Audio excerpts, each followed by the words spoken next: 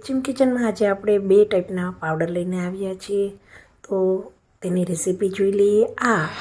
સૌપ્રથમ આપણે બીટરૂટનો પાવડર બનાવીશું. તો બીટરૂટ લઈ તમારે, જેને આપણે બીટ કહીએ છીએ, તે બીટ લઈ અને બીટને આ રીતે એકદમ સરસ છાલ દૂર કરી અને ખમણી લેવાનું છે. તો મેં અહીં એક જ બીટ લીધું છે અને એક બીટને આ રીતે ખમણી લીધું છે.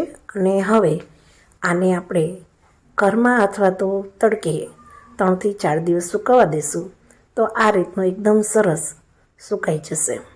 બને ત્યાં સુધી ઘરમાં સૂકવશો તો તેનો કલર આવો જ આવશે.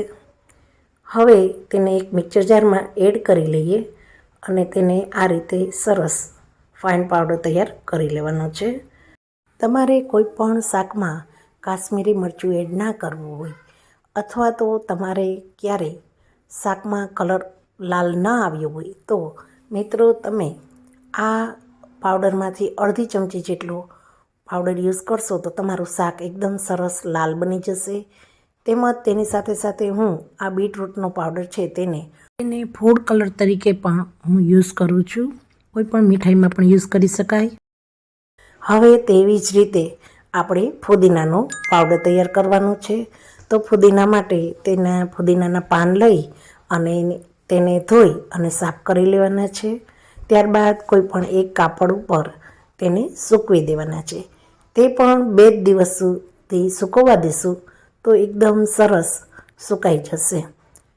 આને પણ મિત્રો આપણે છાંયે જ સૂકવશું. તો આ રીતે આપણે ઘરે રેડ કલર અને ગ્રીન કલર બનાવી અને તૈયાર કરીએ છીએ. તો તમે કોઈ પણ મીઠાઈમાં, કોઈ પણ શરબતમાં તમે યુઝ કરી શકો.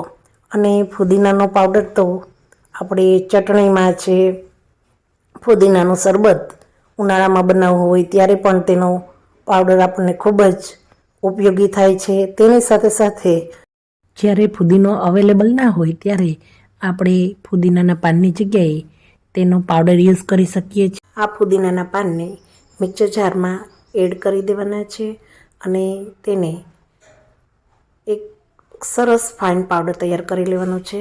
તો મિત્રો આ રીતનો મારો પાવડર તૈયાર થઈ ગયો. તો તમે જોયું મિત્રો, થોડું જ મહેનત પહોંચે છે. 5 થી 10 મિનિટમાં આપણે એકદમ સરસ ફુદીનાનો પાવડર તૈયાર થઈ જાય છે. તો આ રીતે મેં તમારી સાથે 2 પાવડરની રેસીપી શેર કરી મિત્રો. તો તમને કયો પાવડર સૌથી વધારે ગમ્યો તે મને કોમેન્ટ કરવાનું જરાક પણ ના ભૂલશો.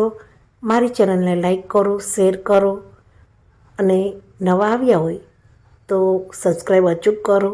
ફરી આવા આઈડિયા સાથે એચએમ કિચનમાં મળીશું. Thank you.